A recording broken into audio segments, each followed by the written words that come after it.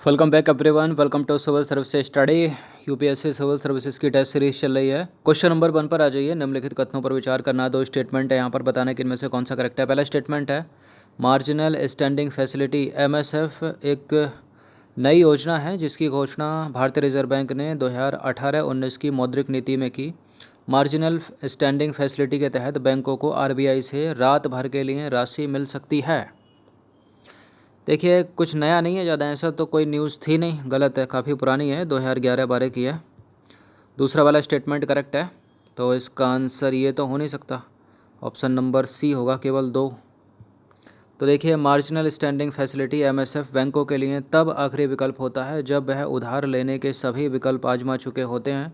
यह बैंकों के लिए एक प्रकार से सजा की दर होती है।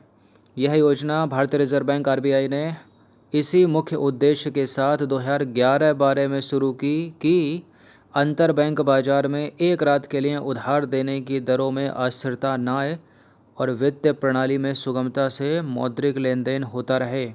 बैंक एमएसएफ के जरिए सभी कार्य दिवसों में उधार ले सकते हैं। देखिए, हमारा जो पैसा बैंकों में होता है वो दैनिक मतलब दिन के हिसाब से जो है बैंक उस पर ऋण देकर लाखों का मुनाफा कमाते हैं। क्वेश्चन नंबर 2 पर आ जाइए। निम्नलिखित कथनों पर विचार करना है।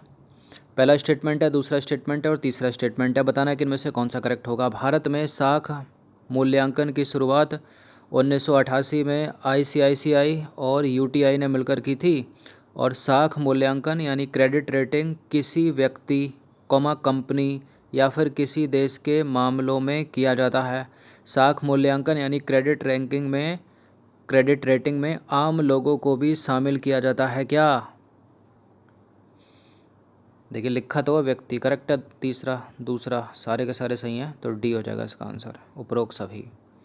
तो उपरोक्त सारे के सारे करेक्ट हैं। ये साख मूल्यांकन यानी क्रेडिट रेटिंग किसी व्यक्ति, कंपनी या फिर किसी देश के मामले में किया जाता है। मूडीज़ और S&P जैसी अंतर्राष्ट्रीय मूल्यांकन संस्थाएं देशों की प्रधानता का मूल्यांकन भी करती हैं, जिससे उस देश की उधार लेने की क्षमता का निर्धारण होता है।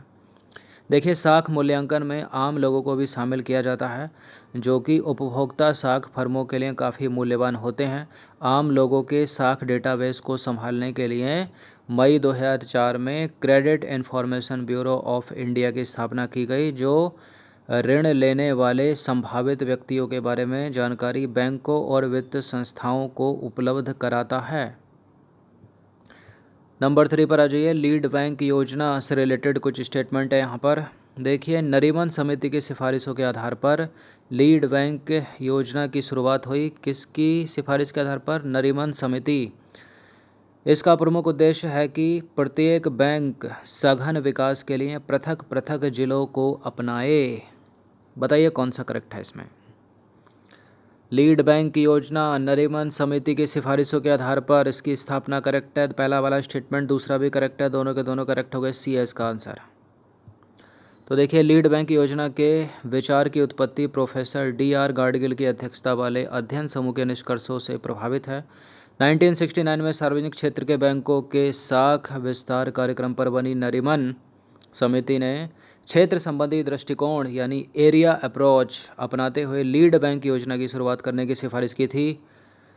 और इस क्षेत्र दृष्टिकोण की इकाई जो है वो डिस्ट्रिक्ट निर्धारित की गई थी, मतलब जिला होगा, जिला, तथा प्रत्येक जिला जो है वो लीड बैंक की भूमिका निभाने वाले बैंकों को आवंटित किया जाएगा। क्वेश्चन नंबर 4 पर आ जाइए। पूंजी निर्माण की प्रक्रिया में इनमें से कौन शामिल हैं? बचत संग्रहण, बचत सृजन, बचत का निवेश।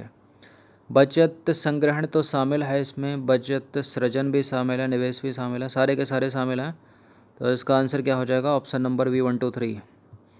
तो किसी की अर्थव्यवस्था में बचत सृजन, बचत संग्रहण तथा उत्पादन क्षेत्र में बचत के निवेश की समग्र प्रक्रिया को पूंजी निर्माण कहा जाता है, कैपिटल फॉर्मेशन। क्वेश्चन नंबर 5 पर आ जाइए। किसी देश की पूंजी संबंधी आवश्यकताओं के महत्वपूर्ण कारक हैं?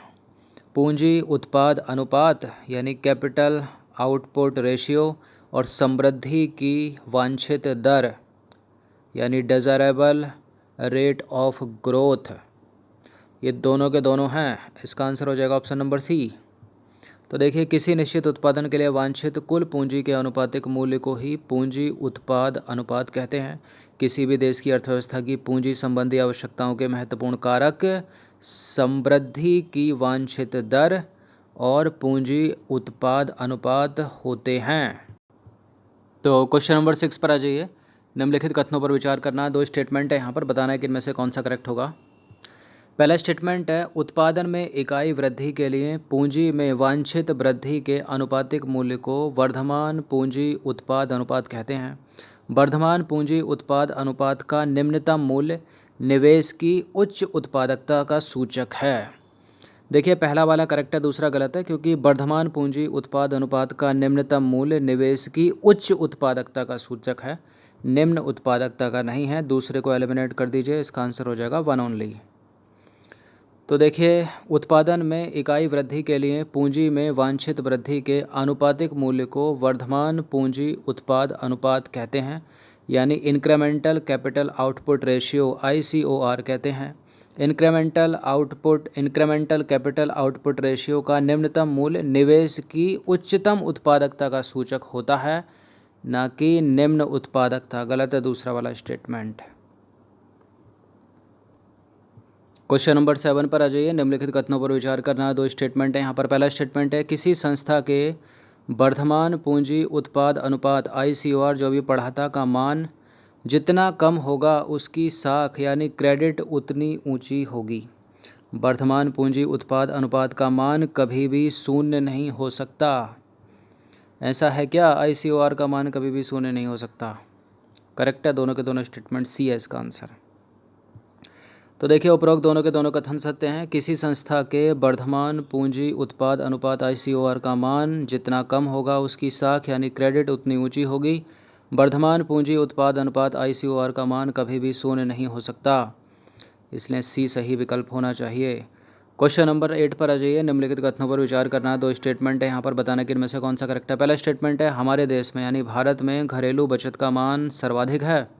घरेलू बचत के बाद क्रमशः निगम बचत और सरकारी बचत आते हैं।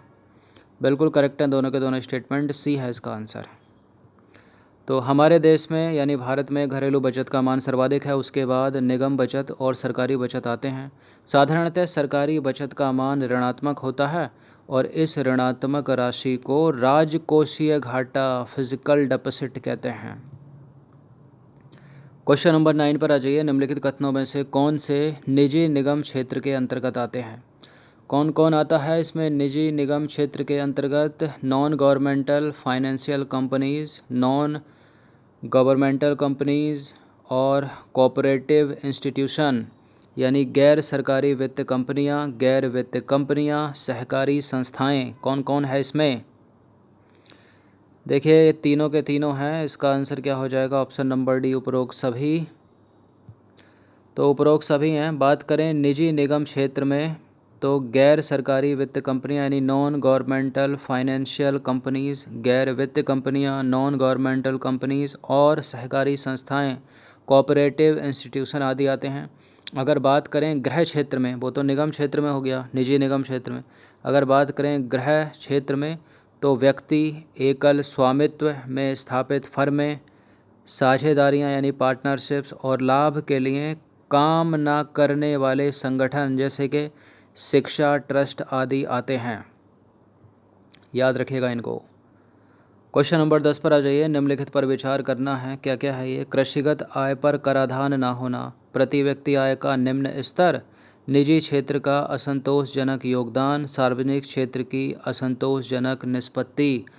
अब बताइए, उपरोक्त में से कौन से भारत में असंतोषजनक बचत दर के कारण हैं? कौन कौन है भारत में असंतोषजनक बचत दर के कौन से कारण हैं? इनमें से कृषिगत आय पर कराधान न होना करेक्ट है, पहला वाला स्टेटमेंट। प्रति व्यक्ति आय का निचला स्तर, निजी क्षेत्र का असंतोषजनक योगदान, क्या ये है। सार्वजनिक क्षेत्र की असंतोषजनक निष्पत्ति है। तो सारे के सारे हैं। इसका आंसर हो जाएगा ऑप्शन नंबर डी, उपरोक्त सभी। तो देखिए भारत में असंतोषजनक बचत दर के उपरोक्त सभी कारण जो ऊपर दिए हैं। भारत में निगम क्षेत्र की बचत काफ़ी समय तक बहुत कम रही। निजी निगम क्षेत्र का कुल बचत में बहुत कम योगदान होने के कारण भारतीय कंपनियों की कार्यकुशलता के निम्न स्तर के फलस्वरूप उनकी लाभप्रदता का नीचा होना रहा है। सार्वजनिक क्षेत्र की असंतोषजनक निष्पत्ति की वजह से इसका देश की बचत में ज़्यादा योगदान कभी नहीं रहा। अब देखिए सार्वजनिक क्षेत्र की इस संबंध में असफलता के मुख्य रूप से दो कारण रहे हैं। सरकार का बढ़ता हुआ अनुत्पाद खर्चा उनका और सार्वजनिक उद्यमों की निम्न लाभप्रदता दर। तो ये पूंजी बाजार और मुद्रा बाजार से रिलेटेड 10 इम्पॉर्टेंट प्रश्न थे। अच्छे से इसका रिवीजन कम से कम एक बार तो कर ही लेना। इकोनॉमिक्स थोड़ी क्लिष्ट होती है और जब उसको हिंदी में पढ़ते समझते हैं, क्वेश्चन सॉल्व करते हैं तो थोड़ा और क्लिष्ट लगती है, तो इसलिए कम से कम 2 बार इसका रिवीजन कर लेना आप। धन्यवाद।